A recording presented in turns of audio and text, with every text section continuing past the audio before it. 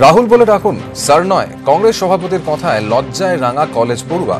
চেন্নাইয়ে কলেজের সেই ছবি সোশ্যাল মিডিয়ায় ভাইরাল। এরপরেই তরুণী কংগ্রেস সভাপতিকে রাহুল বলে সম্বোধন করেন। এরপরই দর্শক আসনে উপস্থিত পড়ুয়াদের হাততালি আর হর্ষধ্বনি। Hi sir. Can you call me Rahul instead of sir? Okay. Makes me more comfortable. I'm really nervous. Okay. Hi Rahul.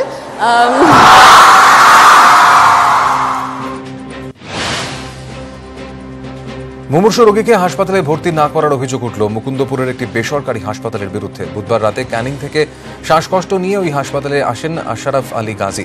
প্রথমেই হাসপাতাল কর্তৃপক্ষ ৮০,০০০ টাকা জমা দিতে বলে।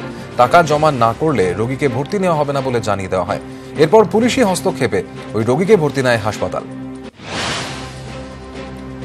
বেহালায় সিএসসির ফিডার বক্স থেকে আগুন লেগে ভস্মীভূত দুটি দোকান। ১৪ নম্বর বাস স্ট্যান্ডের কাছে ফিডার বক্সে আগুন লাগে। দ্রুত আগুন ছড়িয়ে পড়ে সামনের দুটি দোকানে। দমকলের দুটি ইঞ্জিন ঘটনাস্থলে গিয়ে আগুন নিয়ন্ত্রণে আনে। শর্ট সার্কিট থেকেই ফিডার বক্সে আগুন লেগেছে বলে প্রাথমিক অনুমান দমকলের।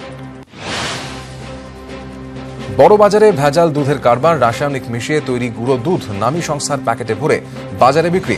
গোপন সূত্রে কলকাতা পুলিশের অভিযানে গ্রেফতার কারখানার 2 কর্মী। একতরফা শুনানি আটকাতে উদ্যোগ। ডিএ মামলায় সুপ্রিম কোর্টে ক্যাভিয়েট দাখিল সরকারি কর্মচারীদের। অন্যদিকে স্যাটে শুনানি পিছল ডিএ মামলার।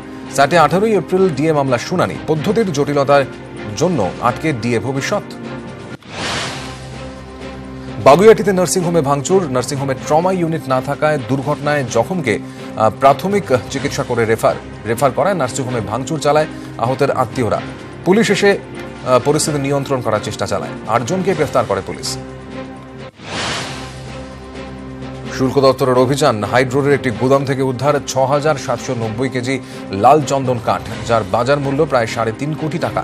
ঘটনায় গ্রেফতার করা হয়েছে 2 জনকে।